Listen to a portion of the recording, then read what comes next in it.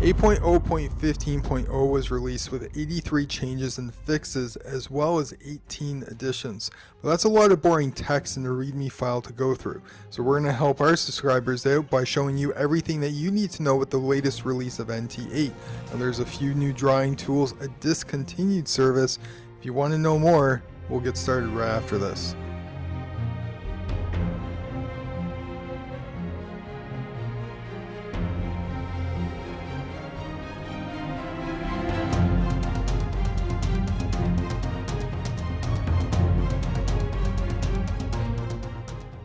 Now you're not going to get these highlighted videos from NinjaTrader, so first and foremost subscribe to these videos in our channel to get all the latest updates.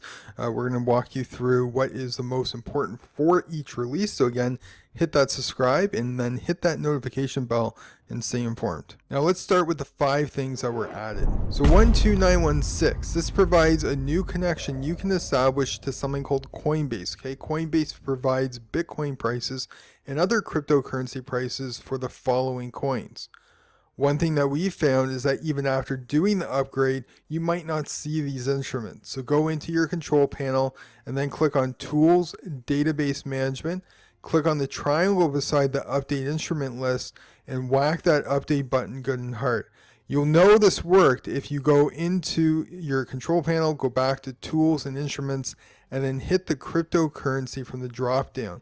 If you want to know more about the steps and how to do this, we'll post a more specific link in the description, which is an excellent resource. 12798. Okay, they added the polygon drawing tool. Now I'm not sure what someone would use this for, but it's pretty cool that you can draw different shapes that we want, arrows, endless amounts of points, regardless of what your goal is here. You might find this tool helpful. 12873. Now they did add time cycles as a drawing tool. Now I don't use time cycles myself, but I'm a huge fan in time in general. I think it's very much underrated for what traders can do with time. So it's interesting that they decided to put that in this platform release as well.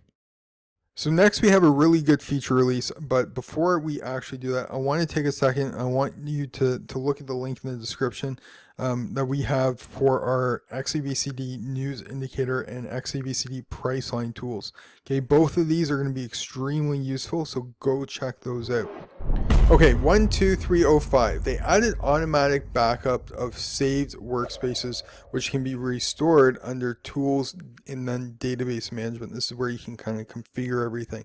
This is very handy because those who do not totally understand how workspaces work and when they should and should not be saving their workspaces and what gets saved within a workspace, and we'll do another video to answer all these questions, so be sure to subscribe and you'll get notified for that video. But having those templates automatically saved is a huge bonus and potentially saves their support team a lot of headaches of people overwriting workspaces or templates and wanting to know how to get them back. So now it will automatically be saved for you, kind of like how Word has an automatic save feature, so that you know, if you lost something, you can always go back to it and kind of recover it. So it's the same sort of concept here.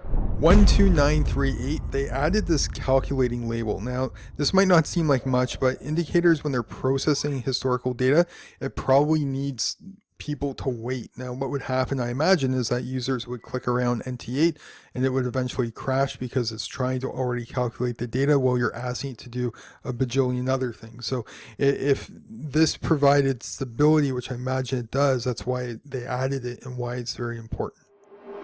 12722. Okay, they improved the alert pop-up message. It seems like they put things on different lines, the formatting of it, just so it's a little bit more easily readable. 12656, they resolved a rare scenario in which quickly working with indicators could increase memory, I guess, the system would use, and that would not clear away. So what you would have is this build up of memory until something eventually couldn't process anymore because too much memory was being used up and there's nothing available, and it would cause a crash. So this has been shown to increase stability, and they resolved that issue. 12836. Now the Facebook shared service was discontinued. It probably had a lot to do with Facebook shutting down a bunch of APIs with all the negative press that they've had going on with access to people's information and stuff like that. So all that was shut down. That's our guess as of why. I imagine those APIs are gone and therefore they can't connect to them. So the Facebook sharing service was disabled. Now 12975, there were incorrect dates that were being shown if you ever use the global crosshairs. Now a lot of people use this because it's the only way to get price to show up along the price axis of the tools, or the dates to get more specific values otherwise than what's listed there already. So a lot of people would use these global crosshairs to get that information, and the dates that were showing at the bottom were incorrect when people were using these along the x-axis.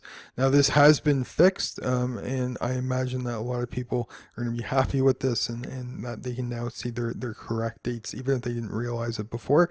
It was a bit off, and now that should be resolved.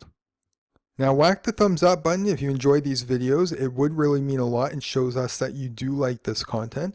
That's it for the highlights, so be sure to subscribe to our channel as well to get updates on the next release and see what's important and keep yourself up to date and in the know with NT8.